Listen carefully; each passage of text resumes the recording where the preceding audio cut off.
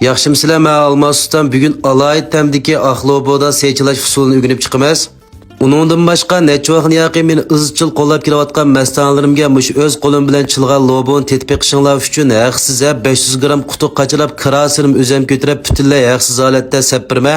Qandaq erishimiz deb so'rashinglar mumkin. Bir tal yurakni besib, inkas rayoniga 8 raqamlarni yo'llab, yulduz belgisini besib saqlab olgandan keyin inkas rayoniga rasm tortib yo'llab qo'ysanglar, unda bo'lsa axlobo chilashni boshlab ketdik. 10 kilo axloboni pokiz axlab yuvib olgandan keyin mush rasmni ko'rsatilgandek to'g'rab tayyor qilib olamiz.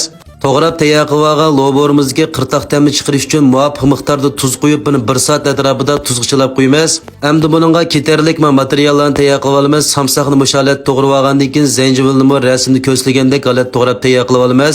Xiaomi'lar lazermi bek ushaq qilib etmaymiz, rasmni ko'rsatilgandek cho'ng-cho'ng holatda to'g'rab tayyor qilib olamiz. Materiallarni mushalat tayyor qilib olgandan keyin endi buning jinsini tangishib olamiz. Oldi bilan buningga muvofiq miqdorda qarachuq suv quyib olgandan keyin keyindan muvofiq miqdorda oqachuq suv quymiz. Mao quygunim bo'lsa lashallo, ma bo'lsa dungujangyo, ma eng oxirida quygunim bo'lsa shinchujangyo mush materiallarni quyib olgandan keyin endi tayyor qilib olgan shakar tuzlarimizni solamiz. Bu chilgan suyimiz intayin tabiiy chiqida shu tuz, shakar, samsaq, zanjibil, Xiaomi'lar lazım, jangyolar chilgan boshqa hech qanday qo'shimcha material ketmaydi. Bu materiallarimizni sap bo'lgandan keyin tek kishi aralashtirib, shu sog'an shakar bilan tuzni chuqum eritib.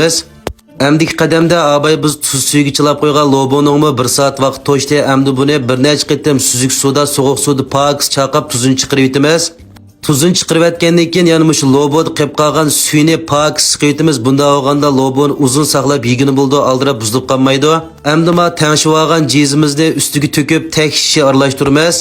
Tek kishi aralashtirib etgandan keyin og'zini ching bo'lab 24 soatdan keyin iste'mol qilsak eng o'lchamlik pishib chiqadi. Sizning menchilgan loboni yegingiz bo'lsa, inkas rayonga 8 raqamlarini eng tez suratda yo'llang, qo'shmagan do'stlar qo'shib oling, yulduzni besib saqlab oling.